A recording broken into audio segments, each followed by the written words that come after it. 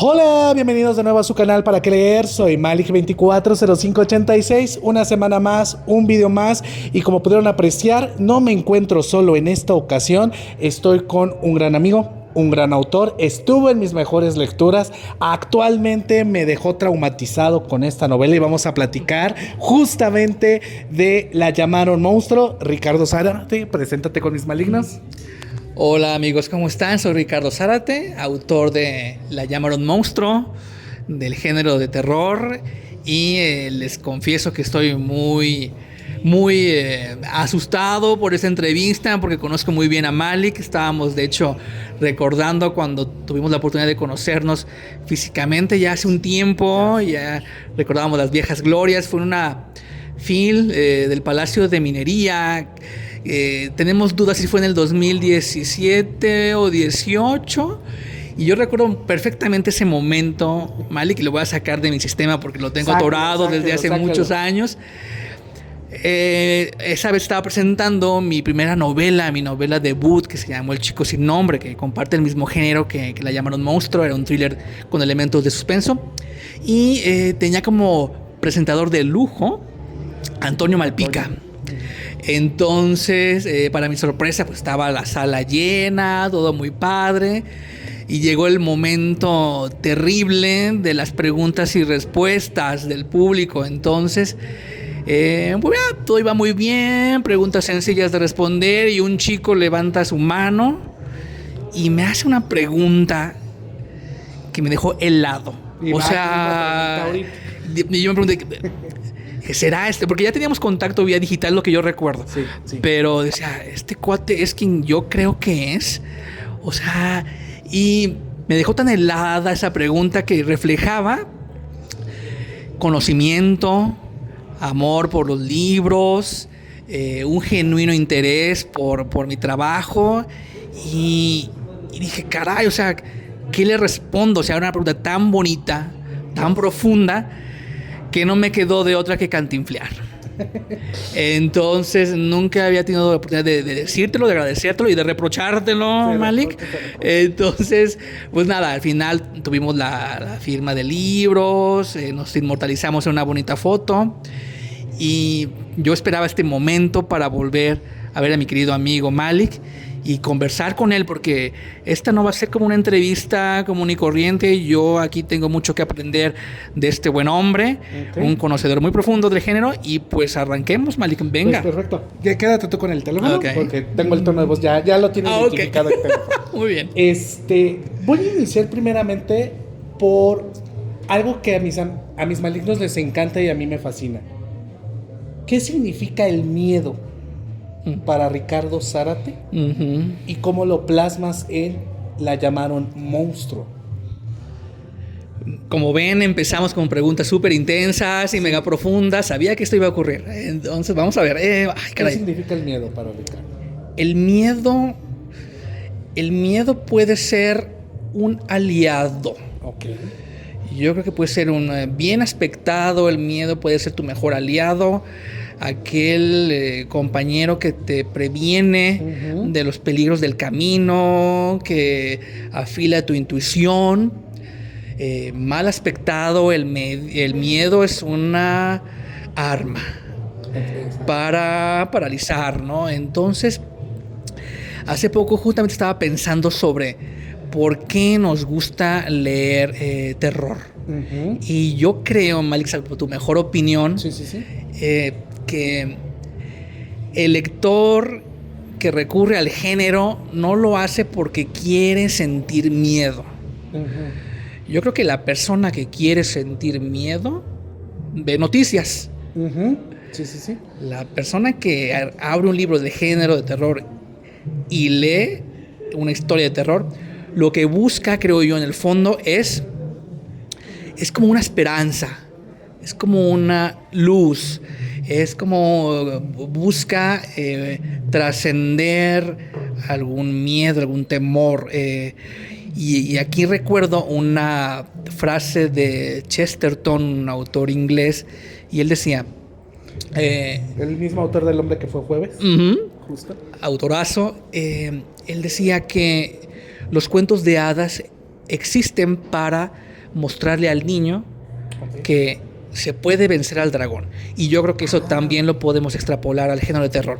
El género de terror existe, y al menos es lo que a mí me enamora, no para infundir miedo, sino para mostrarle al lector que el mal puede ser vencido. Entonces, y para eso, yo creo que el miedo bien aspectado es tu mejor aliado.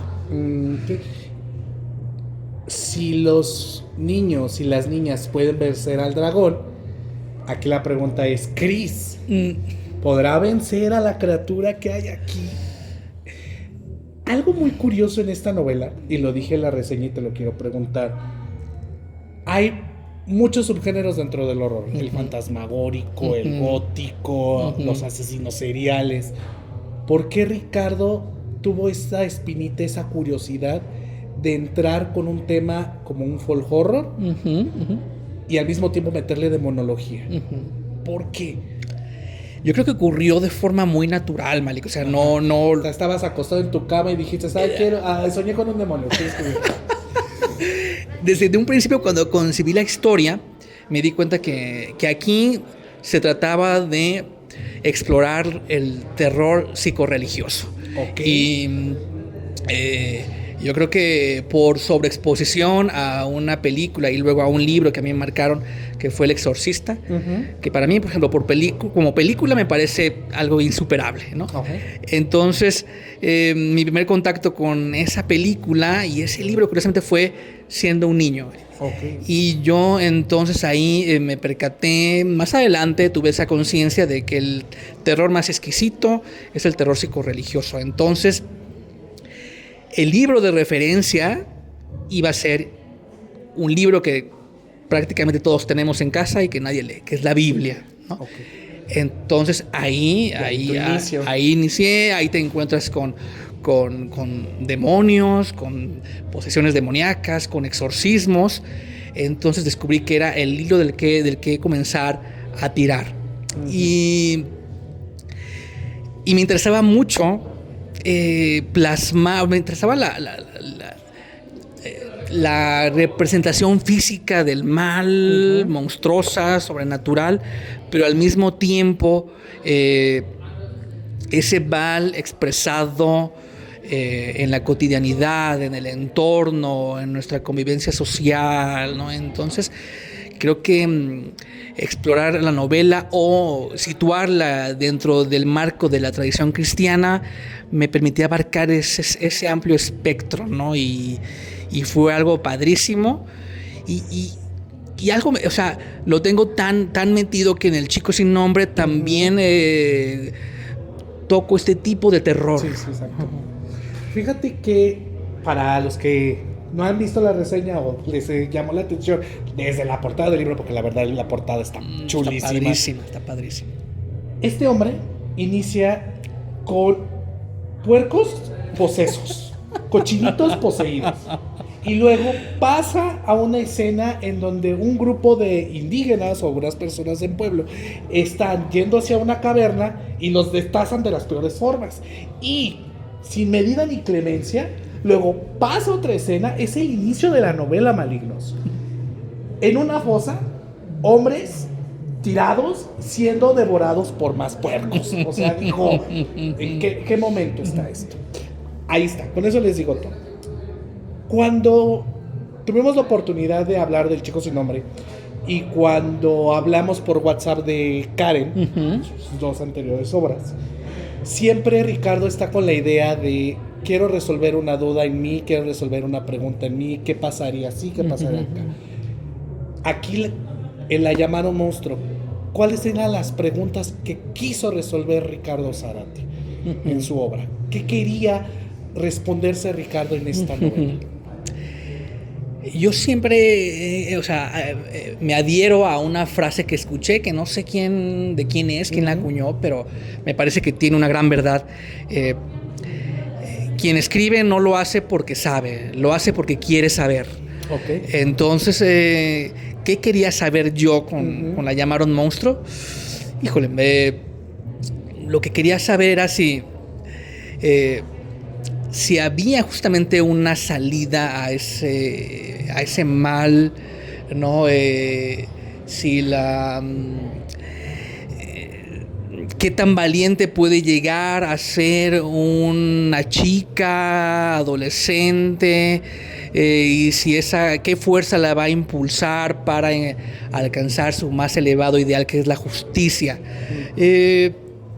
Y el tiempo iba pasando y muchas preguntas se iban acumulando, y yo seguía avanzando en el desarrollo de la trama, esperando encontrar esas respuestas, ¿no? Okay.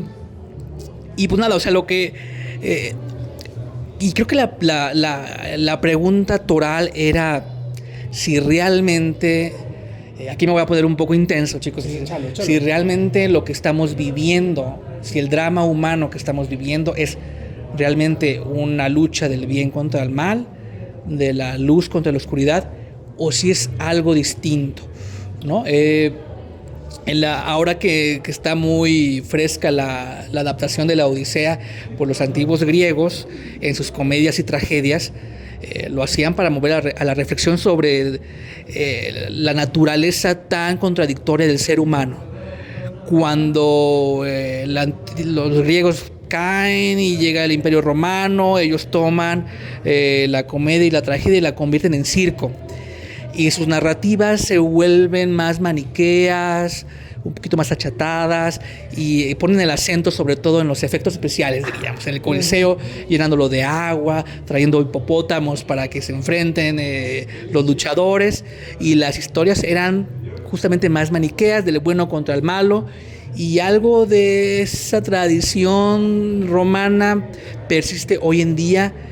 Y la novela, curiosamente, me llevó a cuestionarme: ¿realmente es así el drama humano? ¿Realmente el drama humano, nuestra historia, es de buenos contra malos, del bien contra el mal? Bueno, acá sí te voy a interrumpir tantito. Yo siento, bueno, desde mi visión, que el mal son los estereotipos sociales. ¿A qué voy? Porque aunque la historia se enfoca en Chris, siento que el protagonista es su papá, el Patricio. Porque tiene que lidiar no solamente de que su hija está encerrada en un psiquiátrico y no sabe lo que le pasó. Tiene que lidiar por ser buen esposo, buen padre. Al mismo tiempo le acaban de quitar el trabajo y le han puesto en el gobierno que iba a tener. Exacto. Y luego, posteriormente a eso, vemos la historia de Melvin, el amigo, donde regresaste a tu Karen ahí con el bullying escolar, en donde no solamente tienes que ser buen estudiante, también tienes que ser buen hijo, y al mismo tiempo tienes que saber defenderte de los matones. Claro. Pero al mismo tiempo los matones tienen ese miedo de yo tengo que ser el líder de la escuela, tengo que tener a mi séquito. Y si nos vamos a la parte del terror religioso, tengo que ser el buen sacerdote, tengo que liderar a todos, tengo que tener también este corazón duro para asesinar, para matar. Y entonces creo yo que el principal miedo no es pelear entre el bien y el mal, sino saber encajar en esta parte social, y es algo que marcas muy bien aquí. Dices algo muy interesante con la parte social. Yo lo entiendo como el entorno, es decir, tenemos en La llamar a un monstruo a un mal, a un antagónico muy identificable, que merodea en lo más profundo de un bosque, pero su entorno, el bosque, debe ser tan monstruoso como él. Y creo, Malik, que así funciona un poquito la mecánica del mal. Es decir, para que el monstruo se levante, el entorno debe ser tan monstruoso como él. Mecanismos del mal. Exactamente. O sea, para que esa entidad vil se levante y domine, debe envilecer el resto, ¿no? Entonces, de ahí, por ejemplo, que la locación del bosque sea súper importante en la trama por su gran carga simbólica, y yo quise como poner ese concepto en la historia, ¿no? Esta es una nota muy personal para mí. Si algo nos enseñó el año 2020 fue que para que el mal triunfe requiere de nuestra complicidad. Para que el mal se extienda requiere que la sociedad, el pueblo, así lo permita. Entonces, en La llamar a un monstruo encontramos también un contexto monstruoso, no solamente en el bosque. Lo vive Cristal cuando es acusada por propios extraños de un crimen. Los medios de comunicación. Toda esa avalancha mediática que se le viene encima a ella y a su familia. Tenemos el caso, por ejemplo, de Melvin, que en un entorno aparentemente civilizado, escolar, súper afrancesado y de grandes comodidades, el entorno y el mal está ahí presente, ¿no? Entonces, es una lucha que se libra por todos los frentes, Malik. Exacto. Inclusive, regresando a esta escena, por ejemplo, de Berlín, no, es muy difícil hablar de libros sin spoilers, créanme. Pero el hecho de cómo el padre se venga del abusón, del matón, sí. Es cuando dices, por más gentil que seas, siempre va a haber algo que despierte tu lado negativo, tu lado monstruoso. Claro. Y entonces, aquí haces esta pregunta constante a lo largo de estos capítulos. ¿Qué significa el monstruo? Es el monstruo que defiende, el monstruo que señala, el monstruo que sataniza. Los medios de comunicación son monstruos, la religión es un monstruo, el control, el poder es otro monstruo. Y entonces hay tantas diversidades de significados dentro de la palabra monstruo que lo pones en tu novela, que eso hace que tenga muchas aristas de significados esta historia. Vamos ahora con los personajes. Venga. Vamos del sencillito al Chris. Ajá. Yo decía que era, le dije la reseña Christian, yo no sé en qué cabeza cabe, pero es Cristal. Me quedé con el Chris. Porque bueno, aquí siempre le mencionan Chris, me vamos a decirle Chris. Pero había momentos que sí me confundía, decía Cristal y yo dije, ¿por qué digo Christian en vez de Cristal? Pero bueno. O comparten la misma raíz. Sí. ¿Qué fue lo más complicado a la hora de crear a Chris, Ricardo? ¿Su entorno?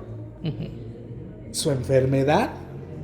¿O realmente sacarla avante para poder vencer a su monstruo? No solamente el monstruo, criatura mítico, religioso, sino el monstruo interno de Chris. ¿Qué fue lo más complicado para armar a Chris? Yo creo que prácticamente lo acabas de describir por completo, o sea, todo, o sea, un personaje debe ser creíble y para mí era como muy importante que este evento que le cambia la vida por completo a ella y a su familia ocurriera cuando ella tiene 13 años de edad, sí, ¿no? Entonces deja de ser niña, todavía no es la adolescente, la señorita, está como en ese tránsito, Malik, la siento como que esa edad como de la secundaria, primeros años de secundaria es cuando pues estás en ese proceso, ¿no? De cambio físico, lo que sea, ¿no? Estás turbulento y además es el momento en el que estás más vulnerable. Sí. Entonces dije, en el peor momento le ocurre esto a Chris, porque lo que quería era ver hasta dónde era capaz de llegar para buscar esa justicia que tanto anhelaba, ¿no? O sea, quería ver qué tan fuerte era. Y en muchos momentos me sentí como que me estaba pasando de la raya, ¿no? Como que le estaba cargando mucho peso, sí. Pero justamente quería que ella nos condujera a ese momento de gran catarsis. Okay. Y entonces, Chris es fundamental en esa historia. De hecho, fíjate que el año pasado hubo una miniserie en Netflix muy popular que se llama Adolescence, de un chavalín de 13 años, curiosamente, sí, que asesina a una compañerita de escuela, ¿no? Sí. Yo no quería eso. O sea, para mí me parecía, como dicen los gringos, un no-brainer, como algo muy obvio, ¿no? Un niño asesino. Yo quería, y sigo pensando que uno de los principales retos de un escritor es proponerle al lector cultivado, al lector avesado, una premisa suficientemente sexy para cautivar su atención. Una niña trayendo el cadáver de dos niños todos despasados. Díganme si no. Entonces dije, no, ¿qué tal? Quizás es más rompedor que en lugar de que sea un niño, porque a veces se asocia la violencia física con el hombre. Pero dije, quizás más rompedor que fuera una niña. una niña de 13 años, pero que no sea una niña asesina, que sea una niña acusada injustamente de un doble homicidio. Y dije, aquí hay algo, aquí hay como carnita, aquí puedo ver algo muy interesante. Entonces, para superar un trance tan rudísimo como este, Cristal debe tener una fuerza interior impresionante. Y espero haberlo como plasmado en el libro, porque va a ser como su apuesta, nos va a conducir a ese gran momento final. Vamos a tus villanos, porque toda novela de terror necesita villanos. Y tenemos de dos estilos. Primero, los villanos, que son los padres de las víctimas. Cómo le gritan que la quieren refundir en la cárcel, que cómo no los defendió. Y es una constante de culpa tras culpa, tras culpa, tras culpa. Pero los que se salvan, los que les doy las palmas de oro, las almas negras, estas almas muertas, este círculo mágico, este círculo de brujos putrefactos, ¿ya los tenías planteados?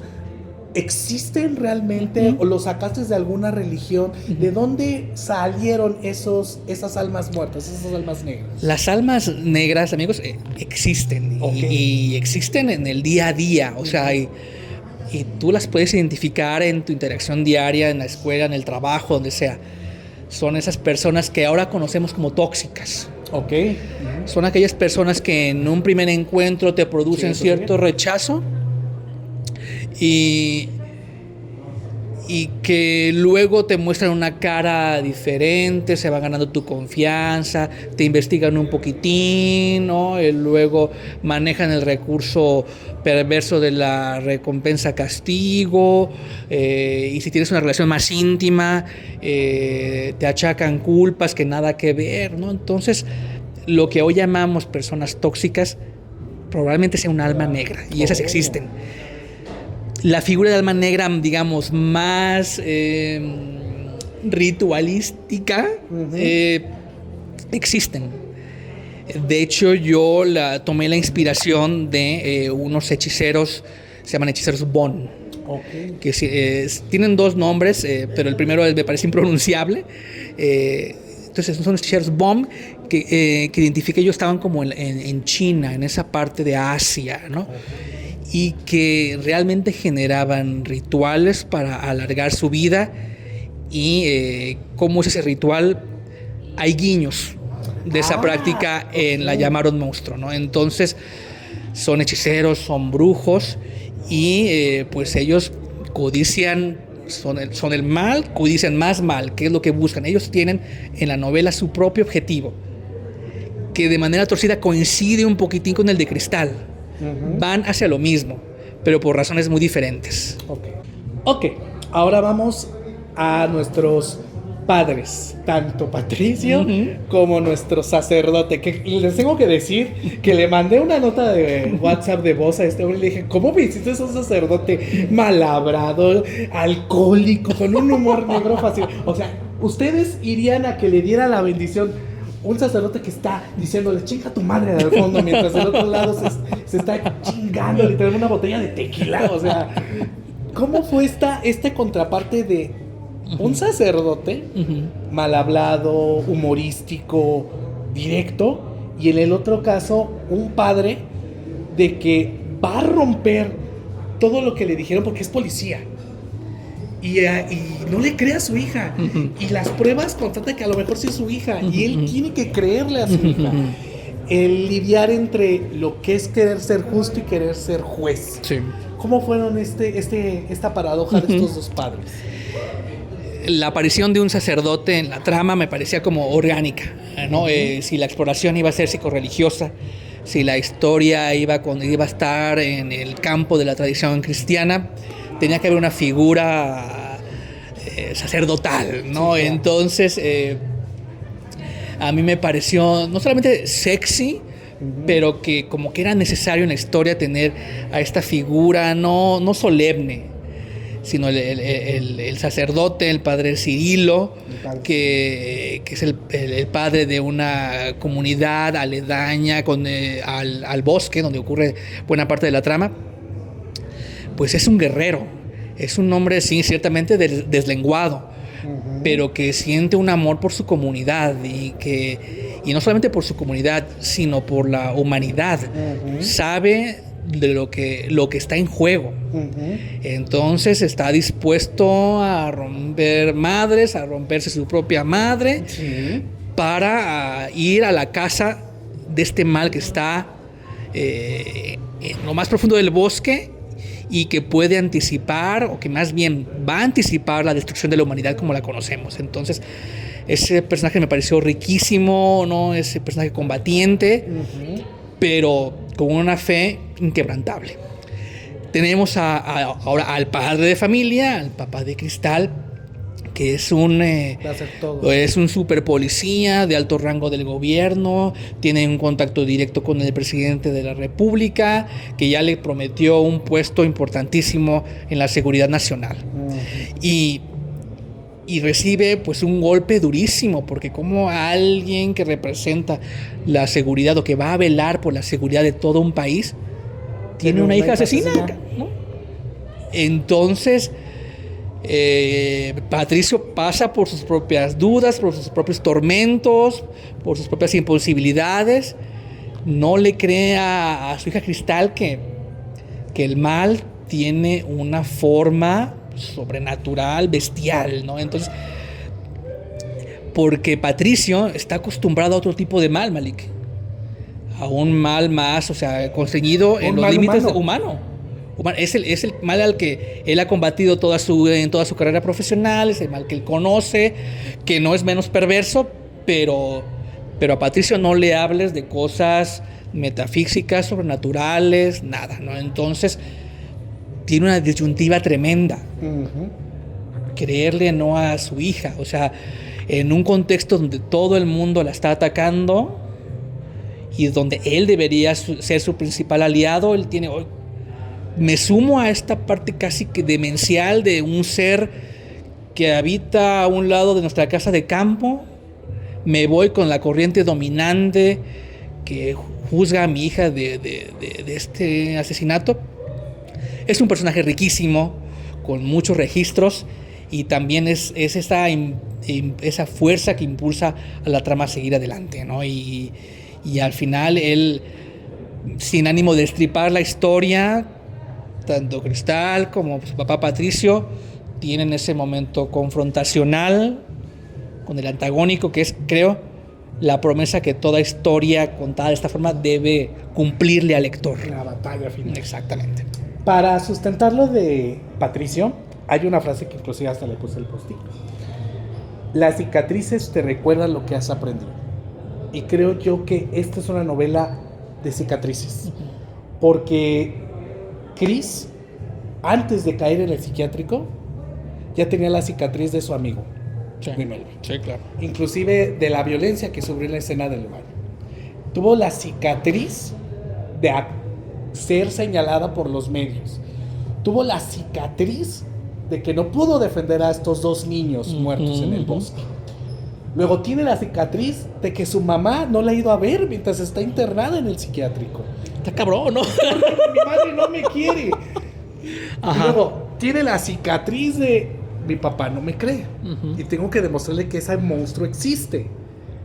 Y luego, no les voy a contar, súmale la cicatriz que le pusiste al final a la pobrecita de Chris. Vera, ahí, al lado, diciéndole adiós. No voy a decir que le dijo adiós, pero ahí, digo, y Patricio es la misma circunstancia.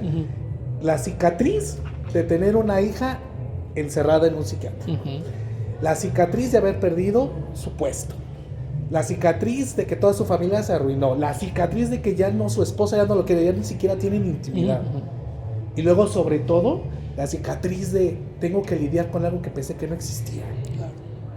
Claro. Y es brutal este juego de cicatrices, que por eso me gustó esa frase, porque a lo largo de los capítulos tus personajes van creciendo y van aprendiendo. Y eso muy pocos autores del género del terror lo hacen. Y voy a la mamá. Esa señora que, no, para mi punto de vista, no habría novela si no estuviera esa mamá. Porque es la mamá la que desencadena todo. Porque es la de, mi hija no fue, bueno, encierren a mi hija. Bueno, sí, fue culpable, no la veo. Es la que les dice, vayan o no vayan al bosque. Sí. Es la que está amarrando y al mismo tiempo poniendo en libertad. Es un personaje pivote fascinante, porque siento yo que muchas mujeres, su miedo es ese, perder a su familia o perder la única función para las cuales muchas creen que aún siguen, para ser madre y esposa, ¿no? Cuéntanos de la mamá de Cristal. Sí, pues también él es un personaje también muy importante en esta trama, porque la mamá de Cristal también atraviesa por grandes desafíos, grandes dudas, ¿no? Tú lo has dibujado terriblemente bien, ¿no? O sea, mejor que yo. Y es al final la mamá la que, creo yo, Malik, salvo tu mejor opinión, Sí. la que es vital en la sanación de estas heridas. También. En las heridas que tiene Cristal, es la mamá la que la acoge y le ayuda a sanar y a de verdad rehabilitarse, insertarse en el mundo, en su propio mundo, recuperar la potestad de Cristal sobre su propia vida, ¿no? La mamá es fundamental en ese aspecto, ¿no? Y a mí me encantan los personajes femeninos. Y no sé, no diría que se me dan, pero me encanta explorarlos. Sí. Me encanta explorarlos y pues me puse en ese papel. O sea, si yo fuera mamá y atravieso por esas circunstancias tan rudísimas, ¿cómo me comportaría? Y que fuera lógico, que fuera realmente creíble, ¿no? Entonces, pues de verdad es que yo me quedo con tu descripción de lo que de mamá. O sea, hasta ahorita en esta entrevista me estoy dando cuenta de su vital importancia, ¿no? Sí. Hasta que no te escucho y tengo que verbalizarlo, digo, claro. O sea, al final la función de la mamá y con la que cerramos esta trama es la sanación. Y la mamá le provee esa oportunidad a Cristal. Sí, no, porque si lo hubieras dejado ya, se acabó todo. ¿Qué pasó con él? Era el punto. Ok, ya para ir cerrando esta maravillosa plática, dos grandes preguntas. Uno, el demonio, el ser, la criatura que hay aquí. No vamos ya a decirles cuál es. Ven que hasta les puse una fotito en la reseña. ¿Sí le atiné a ese demonio o era otro o pensaste en otro completamente diferente? Y la gran pregunta, ese final, ¿ya sabías cómo llegar? ¿Eres como muchos dicen, escritor de mapa, sabía que ibas a llegar ahí? ¿O fue de brújula? Ya. En ese momento que estabas escribiendo dijiste, Ya. no, voy a cambiarlo todo, Ya. porque el demonio quiere que pase esto. Mira, sobre el antagónico. De hecho, cuando me dijiste, yo sospecho que es este demonio de la cultura eslava que tiene esas características. Dije, wow, o sea, no lo tenía en el radar, sabía de su existencia, pero no lo tenía tan identificado como tú. Okay. Mi lógica fue todavía un poquito más sencilla, es decir, hay una escena. De hecho, siempre he creído que los libros se cuentan desde su portada y también desde su contraportada. Ahí hay pistas que nos van a hablar de qué se trata esto, ¿no? Entonces,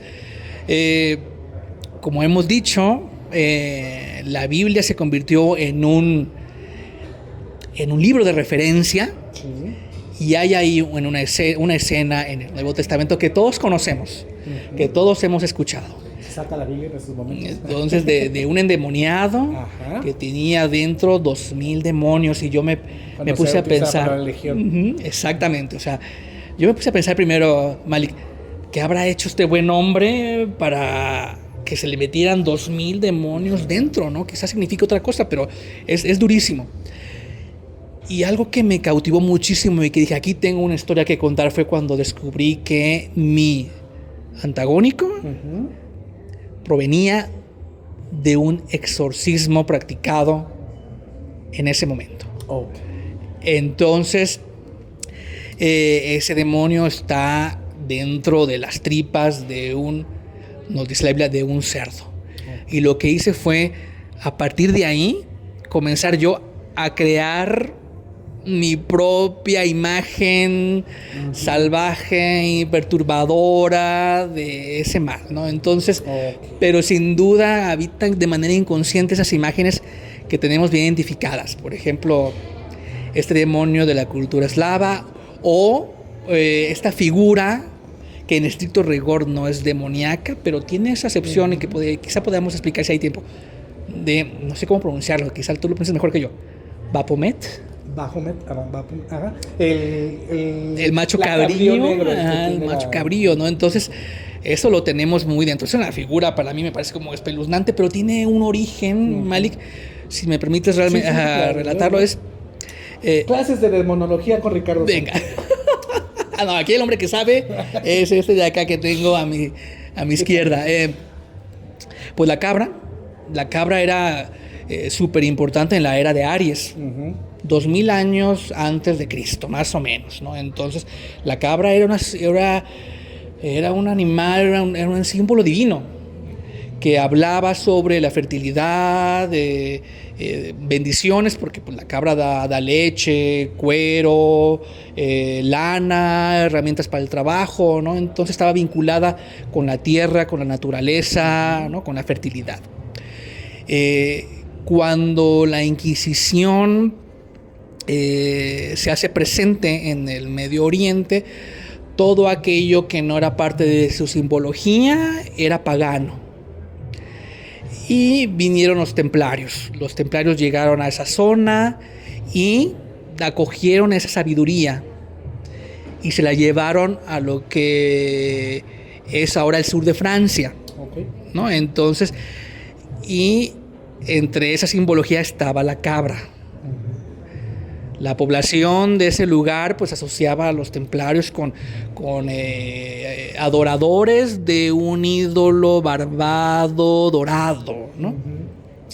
Y pues la iglesia comenzó a perseguir a los templarios porque los creía, o sea, de verdad los creía como acaparadores o controladores de la economía europea, ¿no? Entonces fue la iglesia la que entonces, para denostarlos, creó la imagen del diablo a partir de la cabra, de ese símbolo que los templarios se habían traído consigo, ¿no? Y de ahí, pues, tenemos esa imagen del macho cabrío que a mí siempre me ha parecido espeluznante, o sea... y que se les da cultura y música. Entonces, pues algo de eso tenía yo dentro, ¿vale? Cuando comencé a crear mi propio figura animalesca, salvaje, monstruosa, perturbadora, sin duda hay algo ahí, porque yo creo que, conscientes o no, estamos conectados con mitos. Sí, indiscutiblemente. Estamos conectados con mitos, ¿no? Entonces, esa figura antagónica está ahí y es claramente identificable, ¿no? San Juan en las escrituras la llamaba la bestia, porque su esencia es la imbecilidad humana. Y volvemos a lo que decíamos anteriormente. Para que la bestia se levante, necesita bestializar todo a su alrededor. Exacto. Y yo creo que es lo que estamos viviendo hoy en día. Estamos en un proceso de degradación, de animalización sin darnos cuenta. Entonces, ¿por qué? Para que esa bestia se levante. Exacto. Y el final, ¿ya sabías? Y el final, sí soy como de mapas, okay, porque si no me pierdo, no quería perderme en mi propio bosque. Okay, entonces, pero lo que tenía claro el final en lo general, y al estar ahí descubrí un detalle que no tenía pensado originalmente e inicialmente, y es una escena muy importante que no les quiero destripar, pero que para mí le da el sentido a todo lo que vivimos 350 páginas antes. Ahí lo voy a dejar. Ok, perfecto. Ay, y gracias por no lastimar a Parker. Yo les juro que esa persona, cuando sepan quién es Parker, van a decir ¡nah! Y llegando a la escena del jardín, te juro que estaba en él. No le vayas a hacer nada a Parker, te juro que te confieso, Malik, que creo que fue el personaje más gozoso de escribir, pero para mí el más difícil. Sí. Porque espero no merecerme trompetillas, pero yo no soy fan. Y por eso justamente le metí galleta, ¿no? Porque no soy fan. Ajá. Y no, es un personajazo, creo yo. Sí, no sé, también tiene esa función de aliviarnos un poquitín. Y estresarnos. Sí. Yo me estresé, te juro que yo me estresé. Pero bruto, si nos privilegian con su lectura, van a saber claramente de qué estamos hablando, sí, chicos. Pero pues bueno, pues ya sabes que mi canal se llama ¿Para qué leer? Viene la hora de venderlo. Según Ricardo Zárate, ¿para qué deberíamos venir a Librerías Gandhi o a cualquier otra librería a comprar La llamaron monstruo? Tus razones. Mis razones son, modestamente yo cuando escribo siempre apelo a la inteligencia de un lector más inteligente que yo. Y mi esfuerzo es alcanzar esa inteligencia. Con quien yo quiero conectar con mis historias es con un lector inteligente. Si tu lector, y esto lo digo con la mayor humildad que un escritor es posible tener, te interesa leer la realidad entre líneas, La llamaron monstruo puede ser una herramienta que desde la ficción puede ayudarte a ese fin. Espero que la disfrutes y que no solamente te provea de algunas horas de entretenimiento, sino que deje pozo en ti. Y mi esfuerzo siempre estuvo encaminado en merecerme tu tiempo y en dejarte ese pozo y, como hacían los antiguos griegos, moverte a la reflexión sobre ciertos temas, ¿no? Entonces, esa es la apuesta de la novela, que espero esté en sus manos prontamente y que ya está disponible en librerías. Y para qué leer, lo dije en la reseña y lo vuelvo a repetir y enfrente del autor. Este libro, La llamaron monstruo, se va a convertir en un clásico de la literatura de terror mexicana. Ahí está. Javier Sotelo, ten cuidado, pues bueno. De hecho, Javier ¿sí? Escribió un elogio para el libro, que fue un gran honor. Es un autor al que yo admiro muchísimo, es un ser humano excepcional. Entonces, él tuvo a bien echarnos porras con el libro y le mandamos un gran saludo al buen Javier. Perdón, Malik. No te preocupes. Y pues, bueno, ¿tus redes sociales? Me encuentran así como Ricardo Zárate, sobre todo en Facebook e en Instagram. Tengan toda la confianza de escribir. Estaremos muy atentos a sus inquietudes. Ahí pueden ver lo que haremos más adelante para promocionar nuestro libro y también ahí tenemos una ventana de comunicación. Perfecto. Pues espero les haya gustado esta plática. Gracias a Ricardo por la oportunidad, por el espacio. Y pues se despide de ustedes Juan Carlos, el administrador de Para qué leer, o Malik. Hasta la próxima. Y adiós. Y vayan a comprar esta belleza.